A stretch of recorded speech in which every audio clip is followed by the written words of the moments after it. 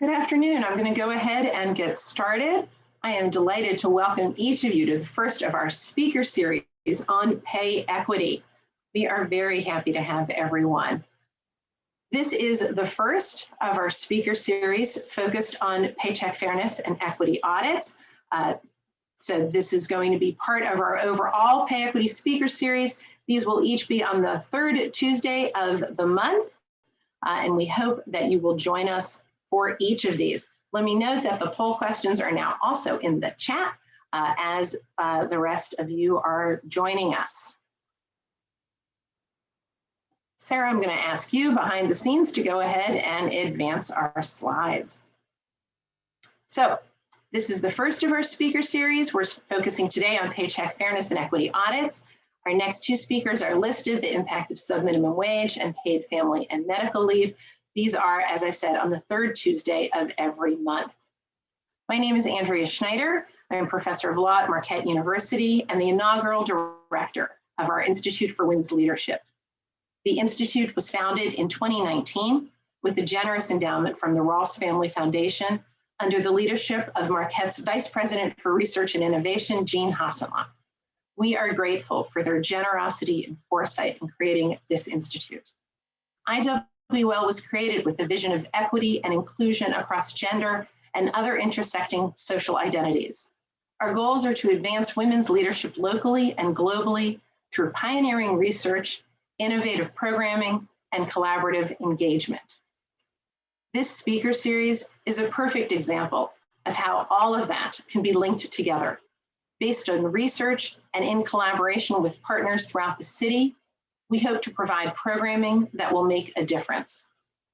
I'd like to thank our steering committee, who represented a variety of women's organizations in Milwaukee in order to build this community together. We are grateful for their time and energy in helping us figure out what to talk about and who to bring to you. I am particularly grateful to the Women's Leadership Collaborative, with whom I look forward to working for many years as we strive to make Milwaukee a destination city for all. As the poll questions hint, and we'll go ahead and put those up on screen in front of you now, we are focused on the pay gap today and what we can do about that. It turns out that of all 50 states, Wisconsin ranks third highest in the country for the share of women in the labor force. 66% of adult women work here, and nearly 1/3 of all households here are headed by women. In short, the pay gap matters, and this gender gap is regardless of occupation or educational attainment. Our goal in this series is to start to think about what actions we can take in Wisconsin to continue to move this forward, and how we can bring everyone together around the goals of equity and equality. At IWL, to quote our famous poet laureate, Amanda Gorman, from her poem, The Way Forward, several years ago, we're devoted to doers and doing, women and what they're pursuing. And in all the speeches, panels, and interviewing, there is the thunder of the movement that is brewing.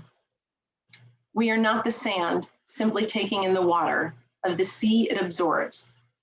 We are the shore, we are the storm, the very form of change. Women are that great four-way toward what the world's been waiting for. You see, the way forward isn't a road we take. The way forward is a road women make. I welcome you all to IWL, WLC, and others in the way forward. After each of these speakers, we will ask for those who are interested to join with us as we brainstorm, outline, and take action. Our speakers today are terrific examples of this way forward. I'll introduce Jocelyn Frye and then turn to Kelly Ritchie from Land's End later in our program. We will have time quickly after each speaker for questions. Please put these in the Q&A at the bottom of your screen. Our first speaker, Jocelyn Frye, is a senior fellow at the Center for American Progress, where she focuses on a wide range of women's economic security and employment issues, such as work-family conflicts, pay equity, and equal employment opportunity, with a particular focus on the workplace challenges facing women of color. Her work includes developing robust policy solutions to combat gender discrimination in the workplace, and she has written and spoken extensively on sexual harassment and equal pay. Prior to joining the center, Frye served for 4 years as Deputy Assistant to the President and Director of Policy and Special Projects for the First Lady, overseeing the broad issue portfolio of Michelle Obama. Before joining the Obama administration, Frye served as General Counsel at the National Partnership for Women and Families, concentrating on employment and gender discrimination issues and workplace barriers facing women of color. She began her career as an associate at Crowell & Mooring, a Washington, D.C. law firm, working in the white-collar crime practice area. Frye received her undergraduate degree from the University of Michigan and her law degree from Harvard Law School. She is a proud native of Washington, D.C., where she still resides. Jocelyn, we are so delighted to have you with us today and very much appreciate your time and look forward to your remarks. Well, thank you so much, Andrea, for that lovely introduction. I always am sympathetic when people read a long bio, so thank you for that. And thank you for the invitation to be here. I'm so glad to be here with all of you and to talk about a topic that is near and dear to my heart, which is pay equity. And thanks for the assistance of the tech team for working through these slides. So I'm going to talk just a little bit, give an overview of how we go about achieving pay equity, and I'm going to talk a little bit about what we need, what are some of the interventions that are useful, and also talk about the different ways that we can take action. And I always like to start with sort of level setting in terms of the actual terms that people use, because I find that people often conflate terms, and it's useful, at least for me, to talk a little bit about what I mean by different things. So the first thing I would say is equal pay for equal work is sort of the classic sort of framing that people use around pay equity and equal pay. That concept comes from the law. It is a legal principle that sort of says what it means, which is to make sure that you are not discriminating in wages based on sex. It is rooted in the Equal Pay Act of 1963, which is a very old law, but sort of lays out sort of the basic framework. I also mentioned Title VII of the Civil Rights Act of 1964 and Executive Order 11246, mostly because both of those are tools that are also used to challenge pay discrimination. And for a variety of reasons that I won't get into in extraordinary detail, the bulk of equal pay cases are actually brought under Title VII. The Equal Pay Act, as I said, is an older statute. There are limitations in terms of how courts have interpreted that language, and many would argue, including myself, in an overly narrow way. And as a result, it is often hard to bring cases under the Equal Pay Act. So many wage discrimination cases are brought under Title VII, and most of them are. If you look at the Equal Employment Opportunity Commission's charge data. And I mentioned Executive Order 11246 simply because that is an executive order that was issued by President Johnson, Lyndon Johnson, to be more specific, that governs federal contractors. But it is also a tool that is often used by the Department of Labor to hold federal contractors accountable for pay discrimination, as well as other forms of employment discrimination. But the basic concept of equal pay for equal work is rooted in the law. People often talk about pay equity, and in truth, they use the term pay equity and equal pay for equal work somewhat interchangeably, I think quite appropriately. But I wanted to at least sort of say in more depth what that usually is referring to, and it usually means when people are talking about embracing sort of pay practices that promote equity and ensure that workers are paid, not only fairly, but they're valued fairly. And I think the reason people have shifted to talking about equity is because one of the critiques of the use of the term equal pay for equal work is that too often people think that if it's not exactly the same, but it's not equal. And as we all know that, notwithstanding the fact that maybe things aren't exactly the same, nonetheless, they could be equal in principle. So people have talked about pay equity as sort of a more nuanced way to say that even if it's not exactly the same, these things ought to be sort of equitably paid. They look close enough alike. The spirit of the principle is to ensure that your pay practices are equitable, they're fair, that you are valuing people the same way and giving the same type of attention to making sure that they're paid fairly. So, that's what I mean when I say pay equity. As I said, people often use pay equity and equal pay for equal work somewhat interchangeably, but both of those are different from the gender wage gap. And one of the things I often find is that people conflate the concept of the gender wage gap with the concept of equal pay for equal work or pay equity.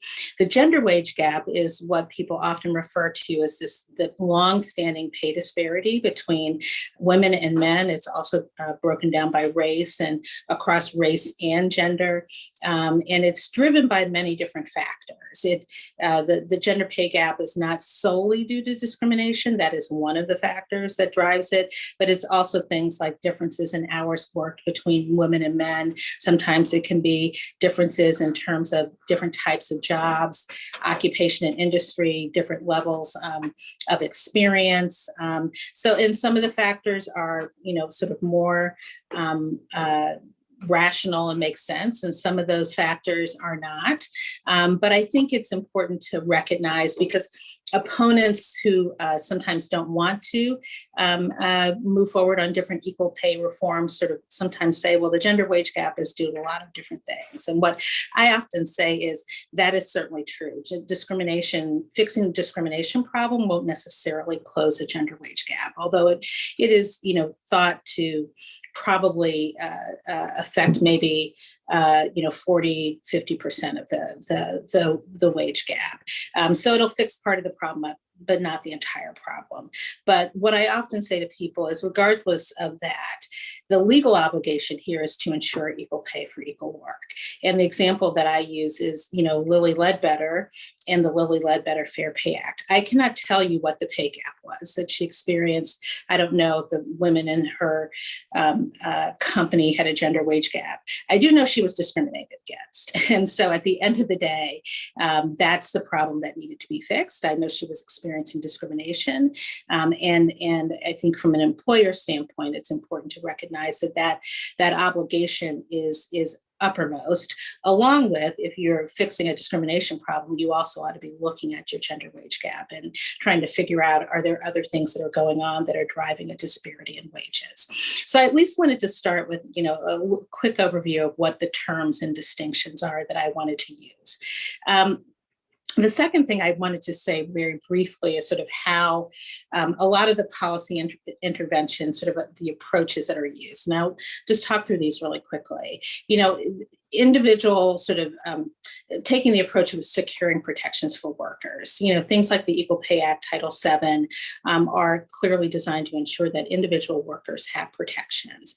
Structural, though, is another sort of area for action. And the classic example that I will talk more about is like use of salary history or policies that say you can't talk about pay. They're sort of more embedded in a workplace structure, right? Like they're not, assigned to a particular person, but baked in that workplace structure is a policy that could disadvantage the pay of women. If you're relying on salary history, for example, and women are historically underpaid, then that structurally may always be a barrier for them to get access to higher pay. So there's structural approaches that people are using to sort of tackle equal pay problems. And the last thing I would say is enforcement. I always say that it's great to have a law in the books, but at the end of the day, if it's not being enforced in a robust, vigorous way, then it is of limited value. So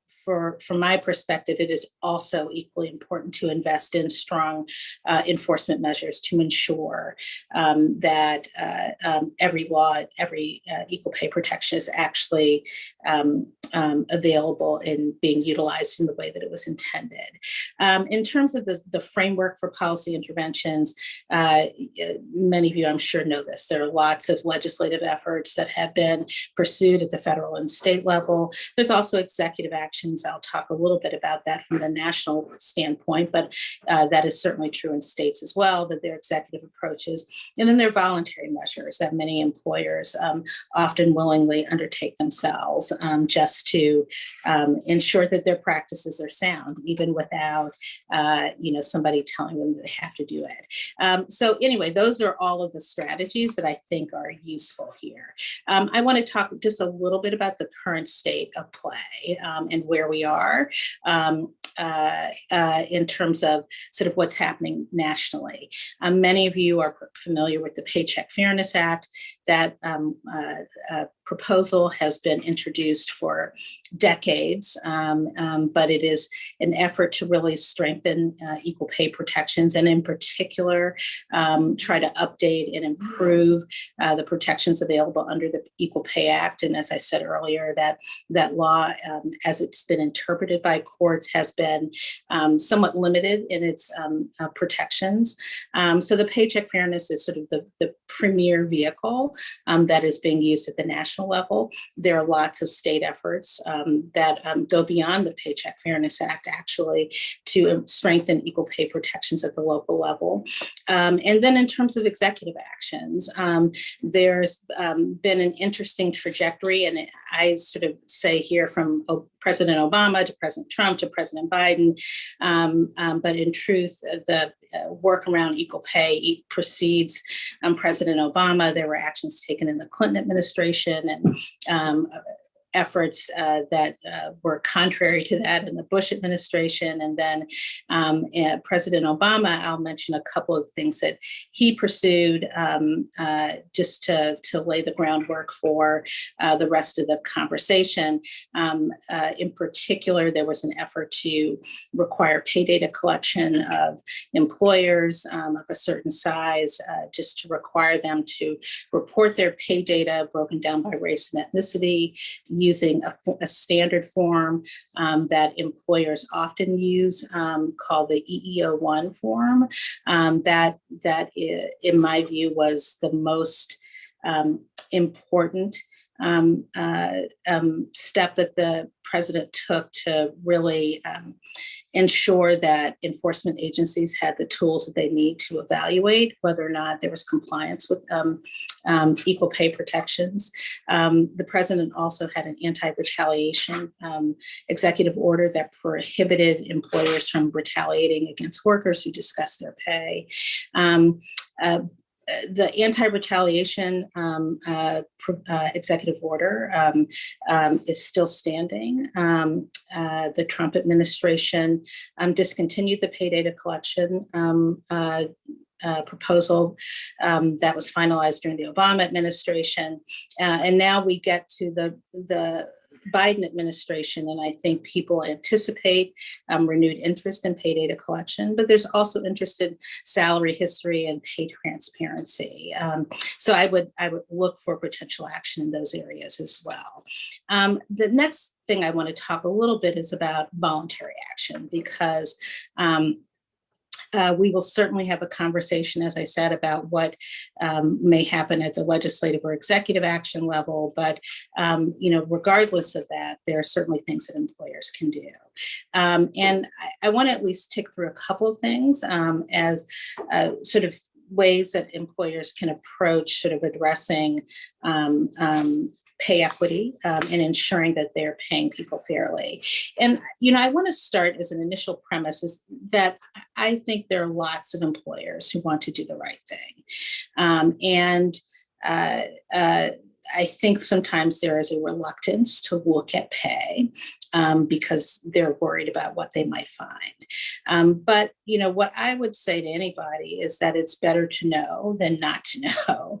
And more importantly, that when you find something out and you see a problem, I think if you're making a good faith effort to fix it, that that will go a long way. I think my experience around these issues is that people are less concerned about the gotcha and more concerned about actually just trying to fix the problem.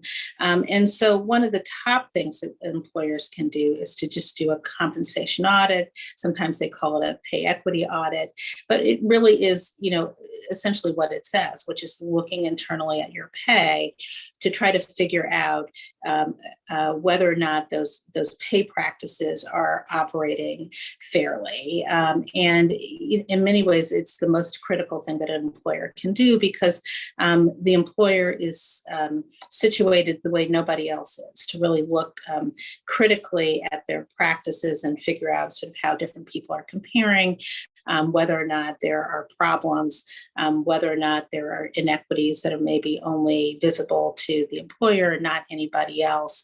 I mean, those are the sorts of questions that an employer will have to ask. And what I would say about a compensation audit, and I will give you some contours for it, but truthfully, you will have to particularize for any particular workplace setting.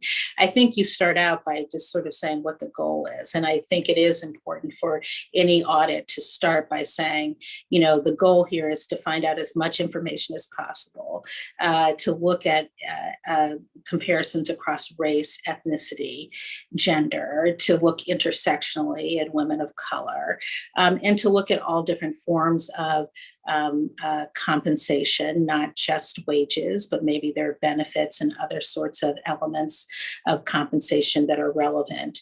And also look at how you who your comparators are. Employers will know if job A is very similar to job B or job C, and at least understand how do you compare different groups of people, and make sort of an honest determination of that, because other people would look at it the same way.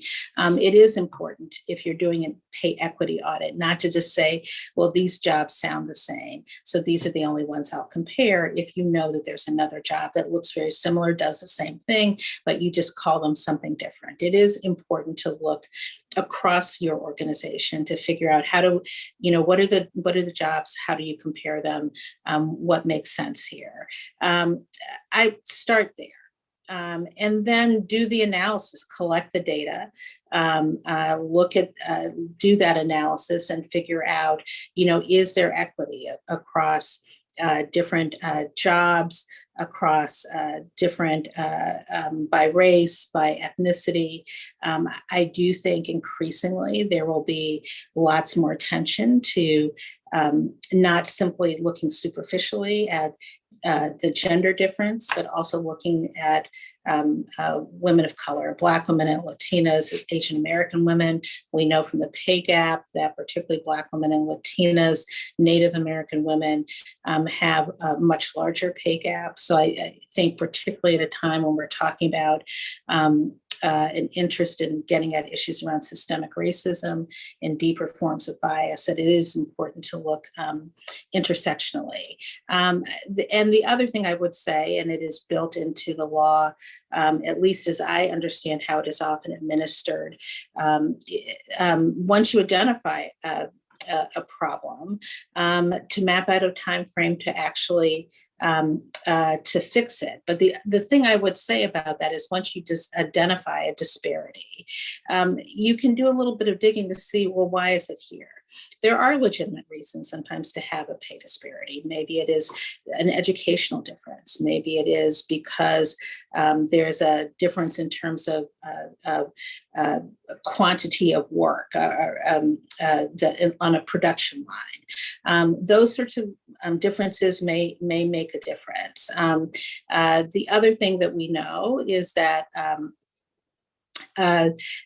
sometimes those differences have to do with work hours, and I'll speak to that issue as well, just really quickly. So there may be a whole bunch of reasons for why these differences exist. I think you do the digging to figure out if there's a rationale for it, with an understanding that if it's something that looks a little funny than it probably is, and map out a time frame to fix it. Now, there are other people who can speak in more depth. I encourage you to look at their resources online to do that sort of an audit. But I think that is the best approach for any employer to do voluntarily, just to see if there's a problem. There are a couple of other things that I mentioned here that I will just tag really quickly. There are a number of companies who are stopping the use of salary history, which is an important mechanism for eliminating bias, because we know that women are more likely to have lower salaries.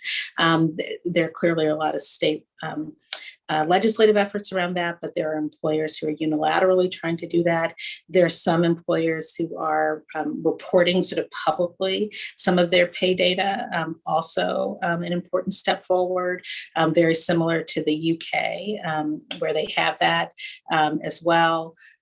Raise the wage floor. The only thing I would say about that is one of the problems that many women face, particularly women of color, is that they're more likely to be in low-wage jobs. And so I think employers ought to be looking at whether or not those low-wage workers ought to be getting higher. There's certainly a push to raise the minimum wage, but there's no stopping employers from doing that themselves. There's certainly employers who've done that. Compensation Working Group, the thing that I would say is that one of the biggest things that I see is that people are confused, workers are confused about how pay decisions are made. And quite frankly, there's no reason why you can't simply have a group of employees, and maybe it's somebody from HR, maybe it's somebody from the executive team, just sort of diffusing and disabusing people of myths about how compensation decisions are made. I think when people know the factors that are being used, then there's a lot more transparency. And a lot of times what people are concerned about is simply they don't understand how the decisions are being made. So sometimes a working group of staff and management can actually go a long way. The last couple of things I'll say really quickly. What we know about the pay gap, the gender pay gap, going back to the earlier part of the discussion, is that many women end up working fewer hours than men, and that's primarily because of the lack of strong work-family policies. They do most of the caregiving, but yet they don't have access to things like paid leave.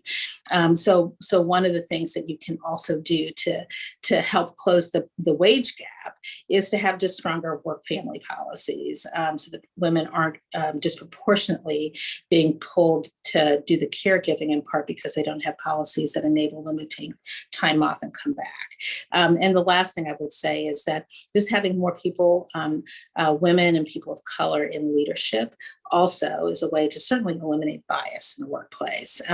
I also mentioned, and I believe in the chat, is a product that I did back in the fall for Black Women's Equal Pay Day that lays out things that employers can do for voluntary action. And with that, I'll stop and answer any questions. And thank you again.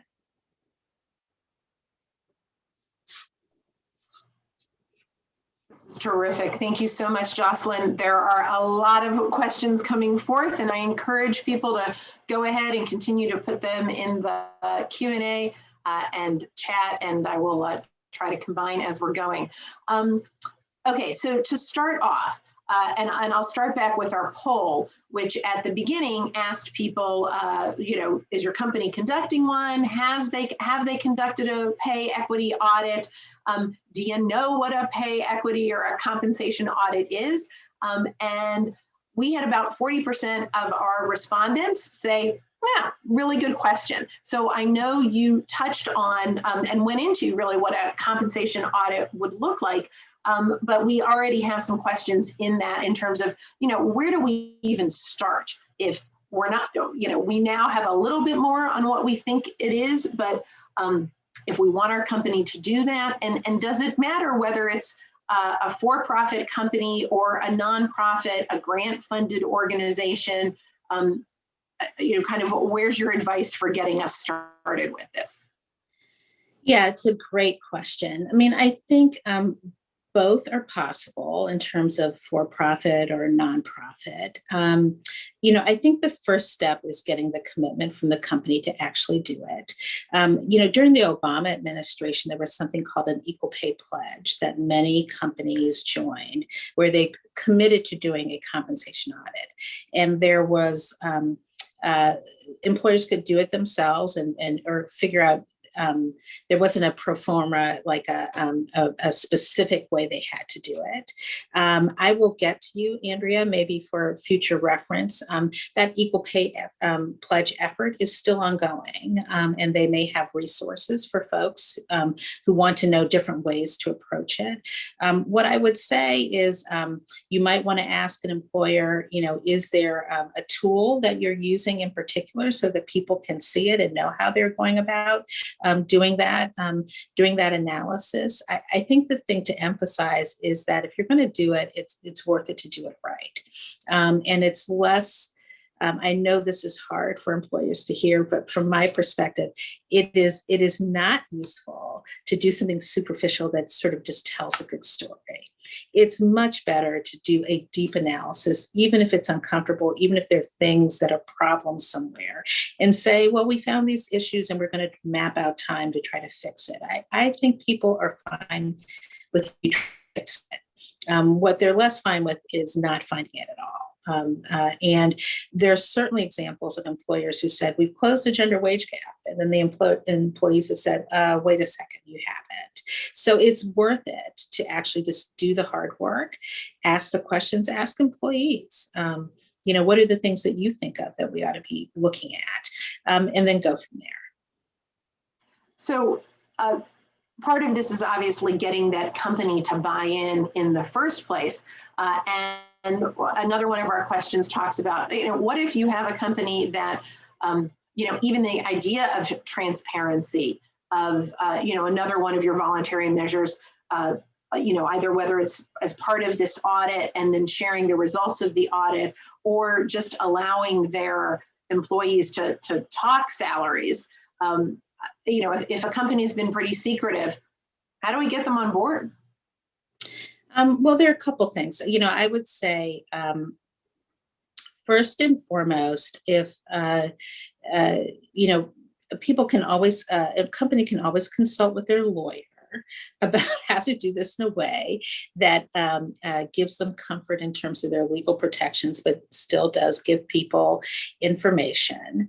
The second thing I would say is that pay secrecy is often illegal, even though it is a practice that is employed in many workplaces. It is considered an unfair labor practice under the National Labor Relations Act.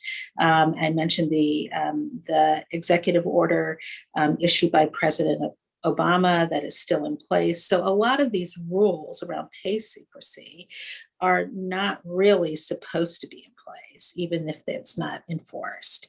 The last thing I would say is that, for many employers, pay secrecy is something that it's hard to enforce, practically speaking.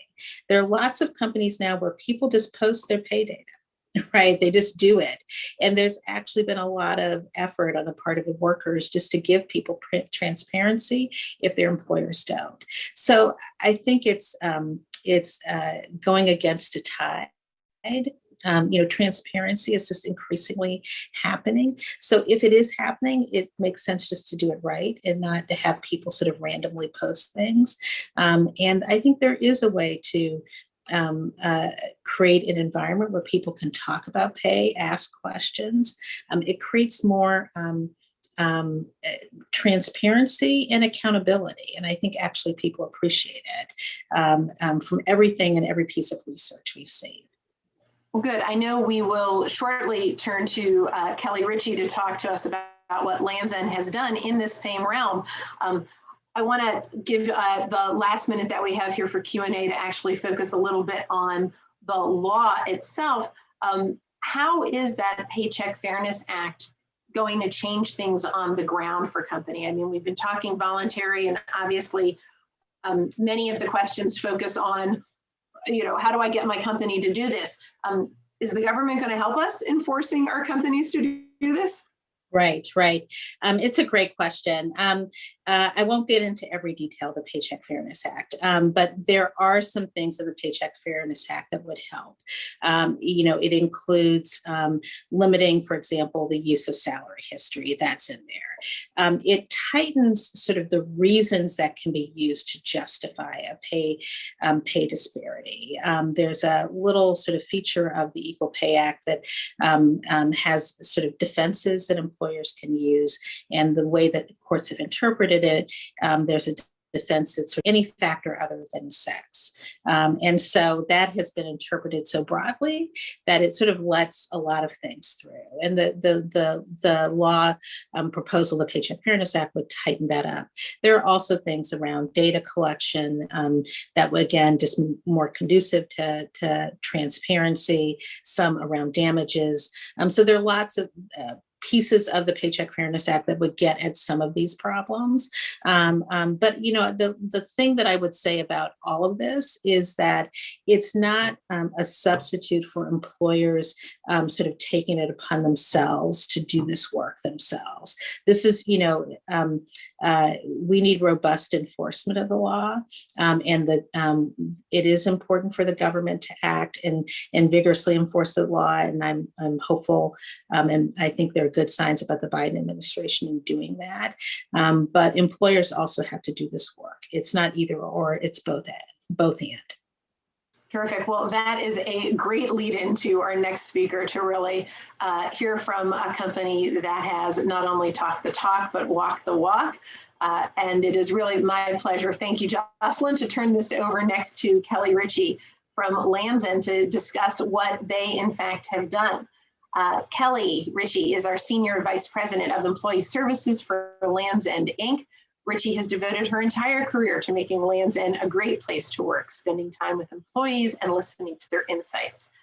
She is responsible for all employee service functions, including recruiting, development, benefits, and compensation. A seasoned Lands' End veteran, Ritchie is the perfect person to manage the company's most important asset, its people. Ritchie joined Lands' End in 1985 and became a vice president and executive team member in 1995. Her first job at Lands' End was frontline sales. She may well have sold me things as a happy customer. And since then, she has held a number of leadership positions and a wide variety of responsibilities, from managing call centers to serving as a corporate recruiter. Ritchie earned her Bachelor of Science in Business Administration from the University of Wisconsin-Eau Claire. And Kelly, thank you so much for being willing to take a brief time with us today and tell us already about the things that Lands' End has done in order to ensure pay equity. So thank you. You're welcome. First of all, thank you for allowing me to join this very important topic today. And Jocelyn, thank you for all of your insights. I'm just going to move through these next slides pretty quickly. So I have been a vice president or senior vice president since 1995, reporting to the last 9 CEO administrations. So I've had a very interesting career at Lands' End. This just happens to be one of my favorite days when we were going public in 2014, and the first day of NASDAQ, we were able to go see the closing of the bell. So that was exciting. So many of you might know Lands' End because we have been called out, like many of your companies, as the high percentage of women on boards. If you go to the next slide, you can see that we actually have 38% women on our board. We have our the chair person of our board, who is just incredible, is also female. She's been an amazing mentor to me and many others at Lands' End. But you can see from this slide that we index really high from a female standpoint. So we have about 5,000 employees, and we have an international presence, and about 75% of our entire employee population is female. Some other stats I would say is, if you look at the top 5 execs, which I am pleased to be able to say I'm part of that group, we have 40% women in that group and 50% of our senior VPs. So while we've always done well with a high percentage of women at all levels, I'm also pleased to say when we actually look at how we pay women and men in the same jobs, it is very, very close to being even. So, and this next slide would be, why is it so important? And as Andrea tried to point out, how does it help your bottom line? Well, we believe that to get the best talent, to attract the best talent, to retain the best talent, to actually have the employee engagement and that trust that we are doing the right thing. And finally, just from a legal standpoint, we need to make sure that we're doing all of these things. So it is very important. Many of you probably have a compensation philosophy. We share this openly with people with what our commitment is. It's out there that people can see. And on the next slide, I would just say, from a pay equity standpoint, while I would say it's a journey and we want to continue to do things much like what Jocelyn mentioned, drilling down into diversity within the job families. There are some things that we're currently doing today that we're proud of that I'm going to share with you today. We do pay analysis looking at different job families, and we conduct frequent pay analysis, seeing how the jobs compare and then within those job families. The next slide will just help you understand that as a public company, we have a compensation committee on our board of directors that I've been able to work with for years, and they are really committed to doing an annual assessment. We use a third-party organization who really helps us drill down. How are you paying everyone at your senior levels, but how are you paying your women? And looking at all the different factors there. So we really take that serious. It drives our decision in terms of any changes that we're going to make.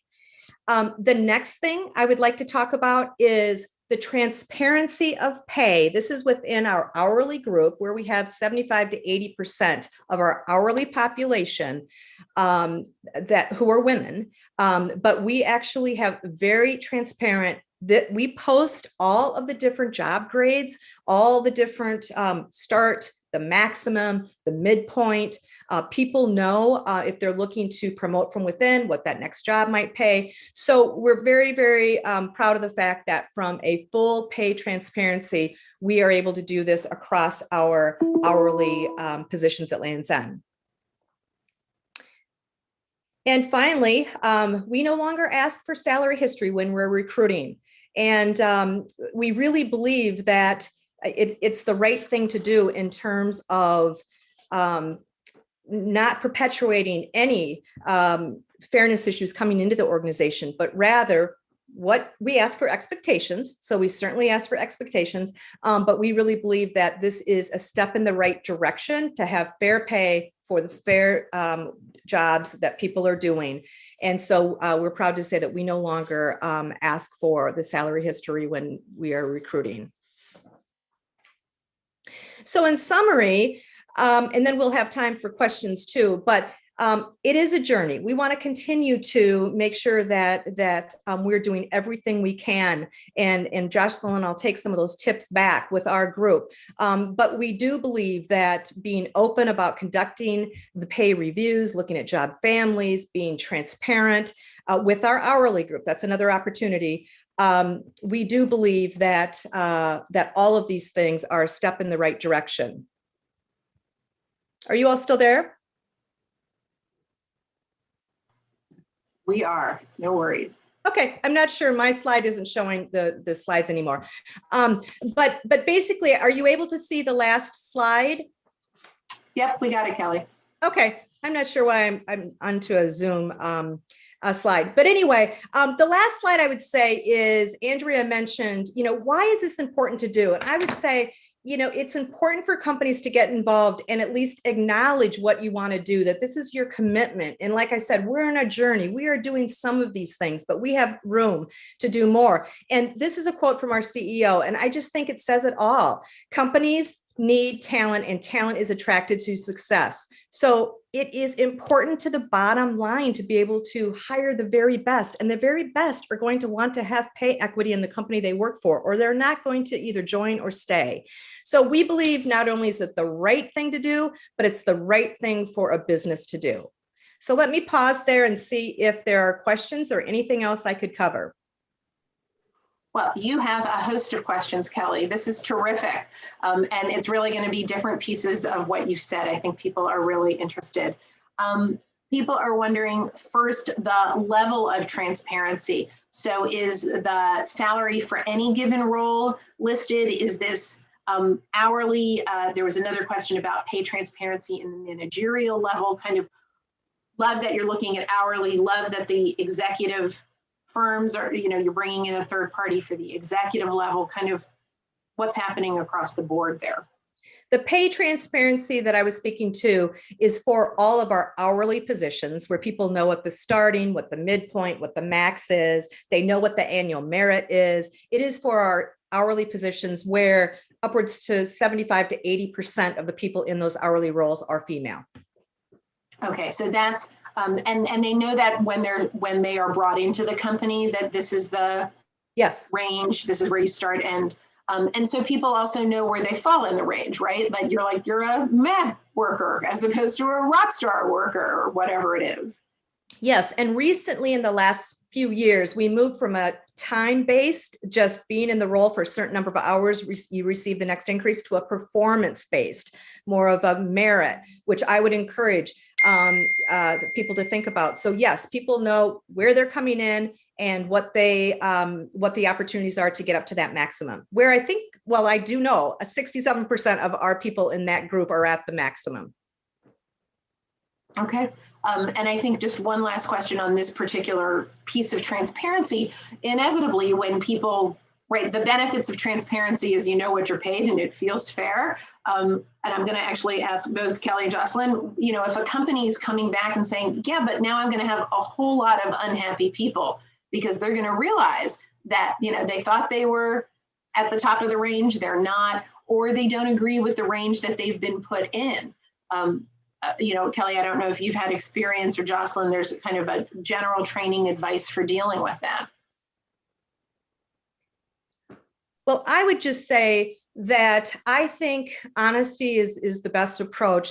The one thing that comes to mind is if you've been with the same company forever, like in my situation where you start as a sales rep, hourly role, and you're now an SVP, it is more challenging for a company to keep that internal person competitive. I've had a wonderful experience. I have had lots of wonderful leaders, but we have to work hard at that. And so what I've done in that situation is just to acknowledge it. Like, you're on the fast track, you've been promoted. All of that's terrific. We can't get you from A to Z overnight, typically. So we're going to work with you where we can to continue to give you those bumps along. So I think that commitment to be open, be honest, and then be showing that we are making those moves when we can is important. Great, thank you. I completely agree with Kelly on that. I do think, one of the issues here is simply that people don't know, right? They just want the information. And a lot of times I think it is the case that when people start doing a pay equity audit and really looking at their practices, they uncover not only problems, but they see, we thought this was our practice, but in fact, this isn't how it works, right? Like, people have been doing it differently. And sometimes there are things that have happened just because they've happened. They've not been intentional, right? Like, one office, wanted to give a bump somewhere so there's just an imbalance. So sometimes these types of audits can be illuminating for everybody. And I think it is useful just to do the hard work to figure out, well, what do we think the right answer is, right? Like, what do we think is the right comparator here? What do we think the right ranges are? What are the right steps? And then you tell people, this is sort of where we've landed. And I think once people know it, even if they're frustrated because they were in group A or group B, they understand this is how it's going to work going forward. And then you have to stick with it, right? Like, you can't go outside the box and say, well, so-and-so is really nice and we like them, and so we're going to bump them ahead of 10 other people, right? Like, you've got to stick with it. And it is hard. I mean, I've certainly seen that people want to they have a really attractive candidate. They want to give them a boost. And you have to say, look, it takes them out of this range. If you do this, it has all these other ramifications. You have to have that discipline. But I think when people see that you're doing it, then they have more trust in it. That's great. And that really brings us, there's another question about, Kelly, you had outlined in terms of comparing job families, right? And kind of looking overall of when you do this compensation audit, trying to compare like jobs to like jobs. And, you know, the example that's always in my head of, you know, for old time sexism, cleaning ladies versus janitors, right, is inevitably gendered. And there were huge pay gaps before somebody's like, actually, that's the same thing.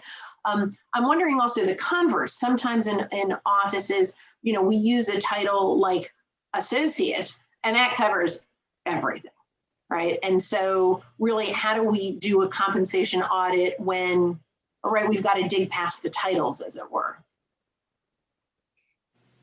I think it's just being aware of what those different titles could be that would cloud the data, right? And just getting clear, like if you're looking at a job family of inventory planners, you know, there might be an associate inventory planner, senior inventory planner, just trying to get clear. And some companies might call them buyers, right? That's an example of just getting really clear at apples to apples what you might be benching against. I also think, I agree with Kelly. You know, I think it is an opportunity to talk about what are the different functions that you are valuing, right? Like this is really, you know, when you get to the heart of how sometimes women's work is sort of undervalued, but you dig in and you say, you know, yes, it may be janitor, yes, it may be cleaning person, but when you really look at the 5 or 6 things that that person is tasked with doing, they are fundamentally the same. You know, part of Lily Ledbetter's history was very similar, that, you know, there were different job titles, I think, at some point, but she was functionally doing some of the same work and in fact was training some of those people, right? So I think it's important to really pierce beneath the label, the title, which can be superficial, and really look at the functions. What are you asking people to do? And even if they're called something different, are they functionally the same? And if so, then maybe they ought to be paid the same. All right, so if everyone listening to you two has now decided, absolutely, I'm going to go back and lobby my company or organization to do this compensation audit, where do we find the third-party person to do that? And I don't know, Kelly, if you want to give a recommendation for who you used at Lands End, are there resources for this? How do you go about bringing somebody in? Because that's obviously, right, like beyond the pledge of I pledged equality, now I got to do a compensation, and who am I hiring and bringing in to do this? And actually linked to that is HR these days actually getting trained internally to be able to do this, or coming out of business schools? Are we training people that this is the next line of work? Yes, I would say, depending on what you're trying to go after, like if it's the job families, there are third-party vendors. Culpeper is one, salary.com is one. At the executive level, we use FW Cook out of New York. But yes, we have a compensation manager who does a very good job just staying on top of all of this. So I think it's just a combination of really focusing on what is it you're trying to do, and then how do you go to bat with your leaders to have them understand what you're trying to do and why it's so important. Actually, let me see if Jocelyn, if you had an answer, and then I'll circle back. Yeah, I'm happy to, as I said, the Equal Pay Pledge that was initiated under the Obama administration, I believe there are resources attached to it. I'm happy to find the correct link for that and send it to you. Maybe that can be forwarded to other people, as another suggestion. So as we are getting close to time and everybody is thinking about this and getting motivated, who has been most effective in your experience in terms of leading this change? Do we, if I were to turn around and I need to lobby XYZ at my institution in order to do this, is that usually HR? Is that the general counsel? Is that through ERGs? Is that persuading some people on the board that this is necessary, right? All of the above, right? Like knowing that we all have limited bandwidth, even more so these days, where should we be targeting our energies? Well, I think HR should be definitely the driver of what the end goal should be. But we partner with our finance partners, because immediately funding is going to be an issue, right? Nobody right. has. There already was a question on that of like, where's the money coming from when you realize you've been underpaying all your women? Right. So one tip I would have is we have worked with our leaders to help them understand they need to self-fund their moves, their promotions, whatever. And so if somebody leaves the organization, they can reorganize and then take some of those funds to then start to help with some of these issues that they may have on their team. So again, it's getting all of your leaders involved, right, to make them partners. But as HR people, you should drive it, get your finance partners with you, and then ultimately, make sure the leadership of the company really recognizes it's not only nice to do, it's definitely, you cannot sit in the sidelines with this, or you will not get the best talent, or you will not retain the best talent.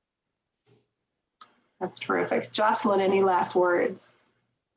The only thing that I would add to it is that, it's so great to have Kelly here and talking about the work that they're doing at Land's End.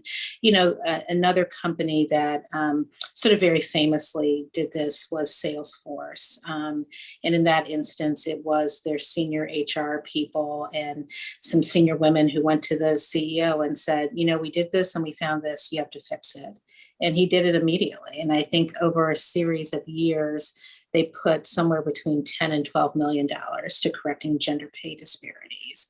And so I think from that story and from hearing from, Kelly's, description of their work, it's not really one person, it's a bunch of people. You have to have leadership from the top, right? Like you have to have your CEO and leadership team who are committed to fixing it no matter what, even if it is embarrassing or you identify problems. It's, you have to have that commitment so that people feel authorized to actually ask these questions. And then, you have to have people who are actually have the data, who are willing to do the hard work. And you have to have a commitment to sort of really doing the deep dive. Right? Like I said before, it's not useful to do it if you're not going to do it right. You'll come up with an answer that's not right, and you'll just create more problems than it's worth. So I think it can be, several different people at different levels. I'm really trying to do the hard work to get to the right answer. Terrific. All right. With that, inspirational from both of you. Thank you so much. This was a great send-off. Thanks to everyone for joining us today. We hope you will join us next month with scholar and activist Sara Jayaraman. We'll talk about the sub-minimum wage, and we will also hear from local business owner and county supervisor Ryan Clancy. Please do reach out to us at iwl@marquette.edu if you're interested in gathering more information, getting on our mailing list, or working with us further in advancing pay equity in Milwaukee. In addition, please follow us on any of our social media for more events and information.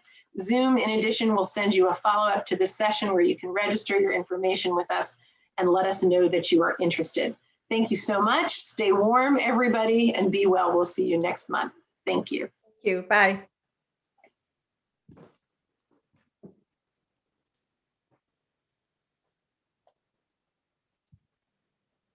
Thanks, Kelly. That was great. Thanks, Jocelyn. Much, much appreciated.